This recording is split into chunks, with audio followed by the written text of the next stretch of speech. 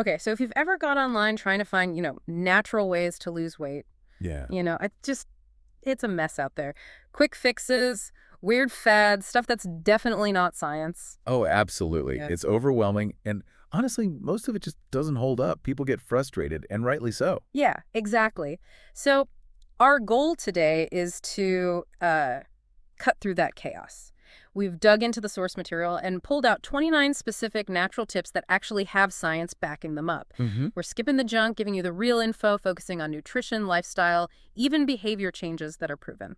Okay, let's unpack this. And what's really interesting, I think, is how often the simplest things are the ones the science supports most strongly.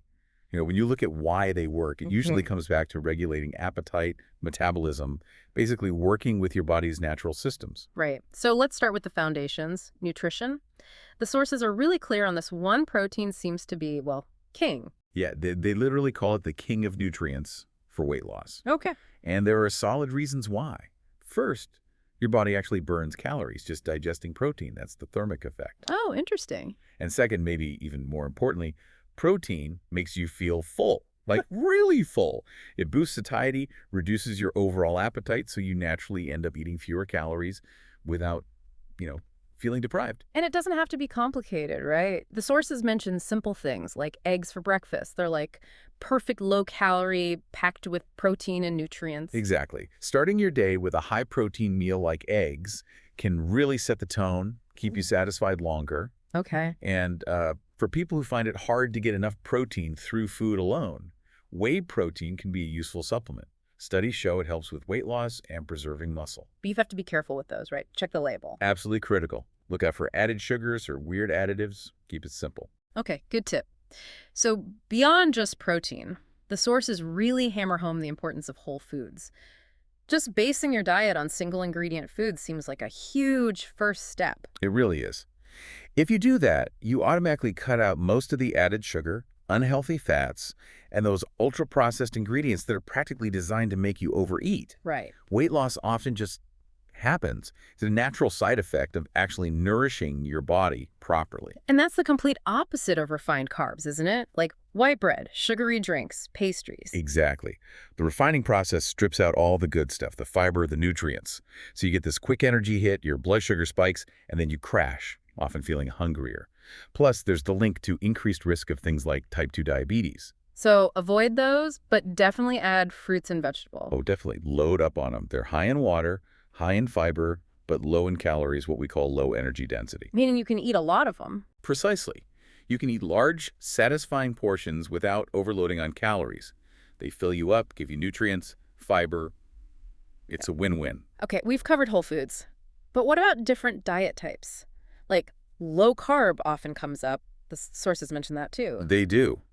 Low-carb diets are noted as being very effective, and it comes back to that key idea, appetite control. Oh, okay. By cutting down carbs and increasing healthy fats and protein, your appetite naturally decreases quite significantly. Some studies even suggest low-carb might be slightly more effective than low-fat for weight loss, mainly because it's so good at managing hunger. Wait, hang on. If low carb works mostly by reducing appetite, does that mean focusing on just feeling full and satisfied is maybe more important than hitting some exact macro ratio? I think that's exactly the connection. Satiety really seems to be the linchpin connecting a lot of these effective strategies. It's the master key. That makes so much sense. Okay, let's switch gears a bit.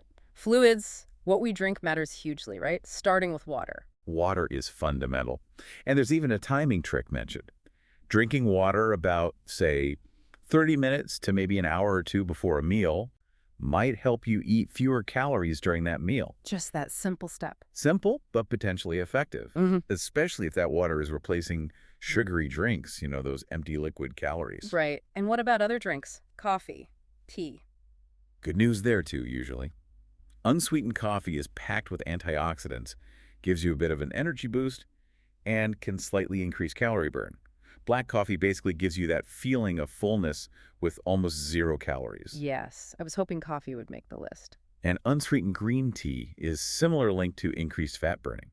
The sources even mention matcha, the powdered kind. Oh, yeah. Why matcha specifically? Well, because you're consuming the whole leaf, you get a much higher concentration of those beneficial compounds, like catechins, which seem to help with fat oxidation, Right. potentially more powerful. Interesting. But the big message here is really about avoiding certain drinks, isn't it? The sugary ones. Absolutely crucial. Limit those liquid calories.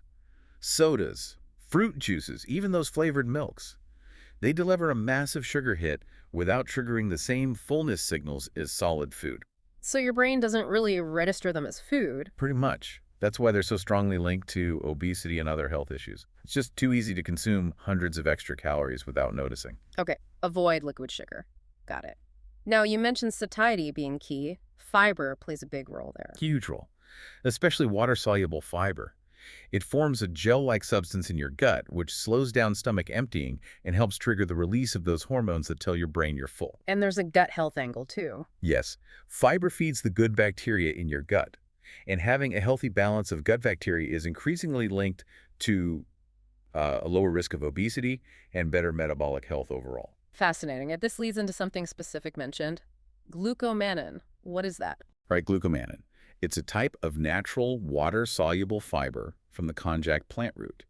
It's incredibly absorbent, like one capsule can turn a whole glass of water into a thick gel. Wow. So it physically takes up space in your stomach, slows digestion right down, and it also feeds those friendly gut microbes.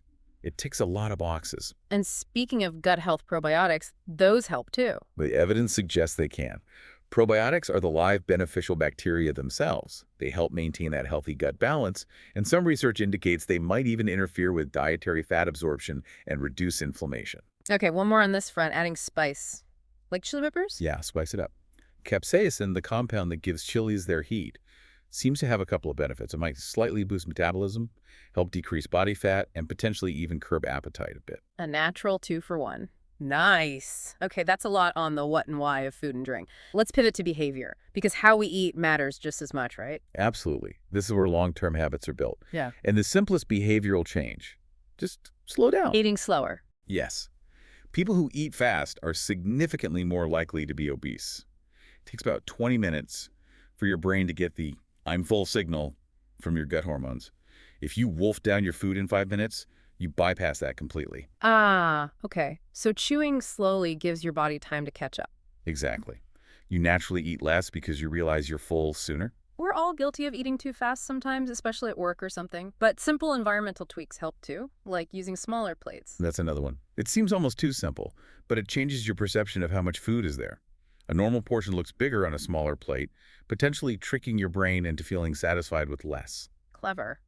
What about tracking, like counting calories? Is that helpful or just obsessive? The forces suggest doing it once in a while can be really beneficial. Not forever, because they can be draining. But using an app, keeping a food diary, even just taking photos of your meals periodically. It's for awareness. Exactly. It brings awareness to what and how much you're actually eating. That intermittent check-in helps maintain mindfulness long term. Okay, here's one I found kind of funny but brilliant. Brushing your teeth right after eating. Huh. Yes, it's a great little hack. That minty taste makes subsequent food or drink taste, well, less appealing for a while. It acts like a signal, kitchen's closed. Really helps curb mindless snacking between meals. Who knew dental hygiene was a weight loss strategy? Okay, shifting to the mental side. Mindful eating comes up a lot. It's crucial. Mindful eating is about paying full attention when you eat, noticing the flavors, the textures, your body's signals of hunger and fullness. Not just eating on autopilot while watching TV. Right. It helps you make conscious choices and respond appropriately to whether you're actually hungry or just bored, stressed, whatever. It's very effective against binge eating and emotional eating. And we absolutely have to talk about sleep. It often gets overlooked. Massively overlooked, but so important. Lack of sleep throws your appetite hormones, ghrelin and leptin, completely out of whack. Ghrelin makes you hungry. Leptin makes you feel full. You got it. When you're sleep deprived, ghrelin goes up, leptin goes down, so you feel hungrier, less satisfied, and you specifically tend to crave high-carb, high-fat, comfort-type foods. A recipe for disaster. Pretty much. Prioritizing good sleep is non-negotiable for weight management. Okay. And one more serious point here. Food addiction. The sources mention this is a real thing for some people. Yes, it's important to acknowledge. Right. We're talking about overpowering cravings, changes in brain chemistry, similar to other addictions, often triggered by those highly palatable processed junk foods. It affects a significant portion of the population, maybe close to 20%. Wow. If someone suspects this is playing a role for them, getting professional help is really key. It's beyond just willpower at that point. Okay. Connecting all these behavioral things, eating slowly, sleeping well, being mindful, it really feels like focusing on the system of how we eat, not just the food itself. That's a great way to put it. Which makes me wonder, if you get the system right, why do people even bother with traditional restrictive dieting? That's the million-dollar question, isn't it?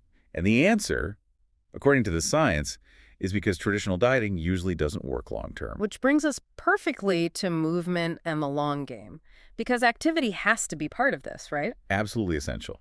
Cardio exercise, things like jogging, brisk walking, cycling is fantastic for burning calories, improving heart health, and specifically for reducing visceral fat. That's the really dangerous belly fat around the organs. Exactly. That's the fat most strongly linked to metabolic problems. Cardio is great for tackling that. But if you're eating less, you risk losing muscle too, don't you? You do, and that's where resistance exercise comes in. Lifting weights, body weight exercises.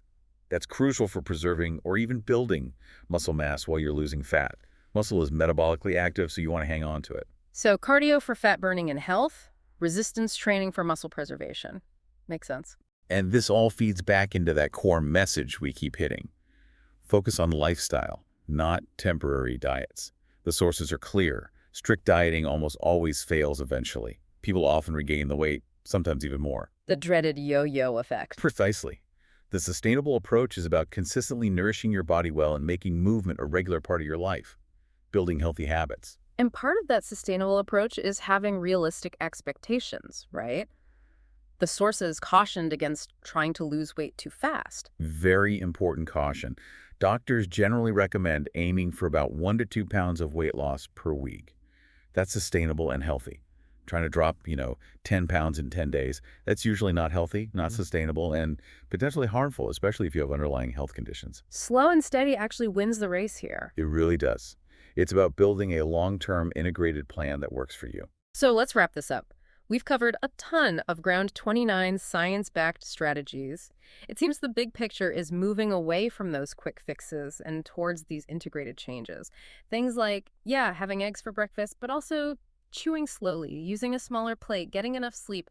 It's holistic. Absolutely. And that point about traditional dieting failing, that's powerful. It underscores that focusing on awareness, mindful eating, maybe tracking occasionally, is so much more effective long-term than just severe restriction for a few weeks. Right. You've got this toolkit now, 29 strategies grounded in science. Think about something maybe unexpected, like your gut bacteria, managing that through fiber, maybe trying glucomannan or probiotics. That could be one of the easiest things you do, changing things from the inside out without feeling like you're dieting at all. So the question for you is, which small science-backed habit are you going to focus on changing first?